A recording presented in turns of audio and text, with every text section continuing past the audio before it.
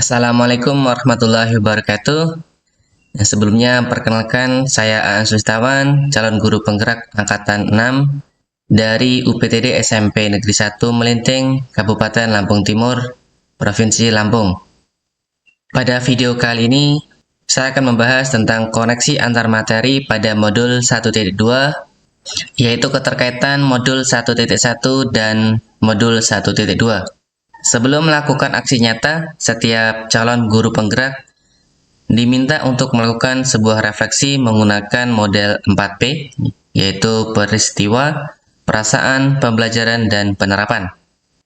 Maka melalui video ini, setelah menjalani pembelajaran dari modul 1.1 hingga modul 1.2 ini, maka hal-hal yang menjadi pembelajaran bagi saya yaitu yang pertama, peristiwa, momen yang paling penting atau menantang atau mencerahkan bagi saya dalam proses pembelajaran modul 1.1 hingga modul 1.2 ada beberapa hal, yaitu yang pertama di rumah sakit. Pada awal pelaksanaan pelatihan CKP, kegiatan pelatihan ini saya ikuti di rumah sakit karena saya harus mendampingi atau menemani istri yang sedang dirawat. Hari pertama dirawat yaitu bertepatan dengan dimulainya pelatihan CKP ini, yakni pada saat melakukan pretest. Dan di rumah sakit selama 5 hari, mulai hari Senin hingga hari Jumat. Yang kedua, adanya pencerahan. Dengan kegiatan ini, saya mendapatkan pemahaman tentang filosofi pendidikan nasional, dan itu mencerahkan saya tentang pendidikan yang berpihak pada murid, yang mana guru tidak sekedar transfer ilmu, melainkan menjadi pamong yang bisa menuntun peserta didiknya untuk mencapai keselamatan dan kebahagiaan yang setinggi-tingginya. Yang ketiga, yaitu menemukan pada diri sendiri tentang nilai calon guru penggerak yang sudah dilakukan. Nah, kemudian terus melakukan pengembangannya. Yang keempat, itu tugas, mengerjakan tugas-tugas baik tugas individu maupun kelompok yang diberikan pada ruang kolaborasi. Nah, tugas-tugas ini dikerjakan secara tepat waktu, atau maksudnya dikumpulkan tepat pada waktunya. Kaitan antara modul 1 dan kaitan antara modul 1.1 dan 1.2 yang saya pahami adalah pada modul 1.1 dipelajari tentang filosofi pendidikan nasional hasil pemikiran dari Ki Hajar Dewantara. Konsep pemikiran Ki Hajar Dewantara menjelaskan tentang pendidikan yang berpihak pada anak. Artinya bahwa pendidikan berpusat pada anak didik atau peserta didik, yakni peserta didik bukan dilihat sebagai objek, namun dijadikan sebagai subjek dalam pembelajaran, sehingga diberikan kepada peserta didik kesempatan dan fasilitas dalam mencapai tujuan pembelajarannya. Sedangkan pada modul 1.2 dipelajari tentang nilai dan peran calon guru penggerak.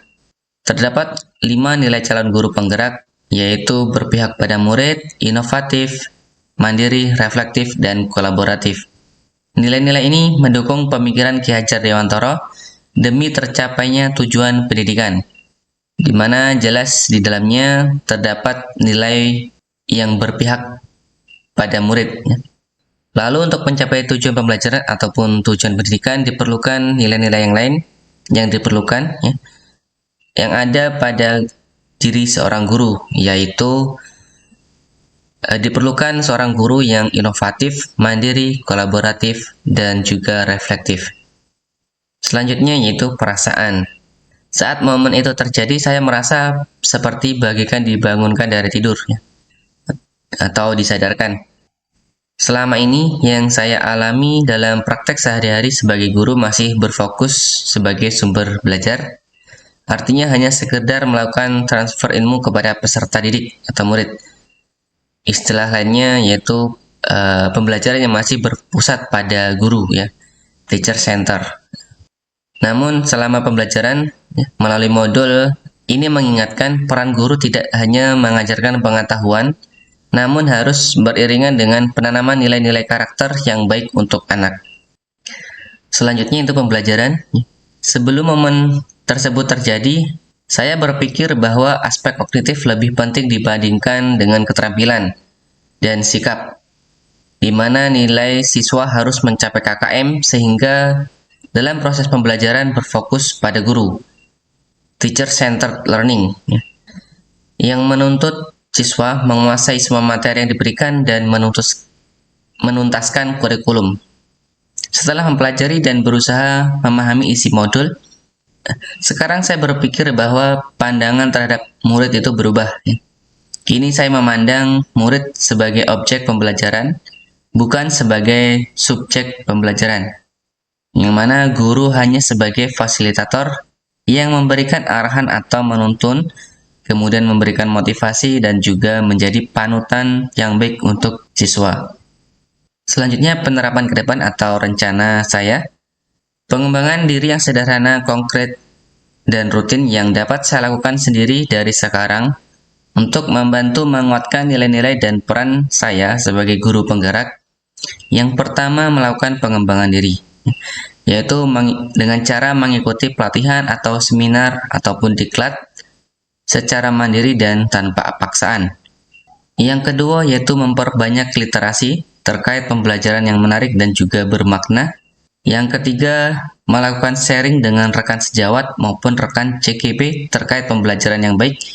Yang keempat, melakukan kolaborasi dengan kepala sekolah, rekan sejawat, ataupun orang tua siswa terkait kemajuan pendidikan.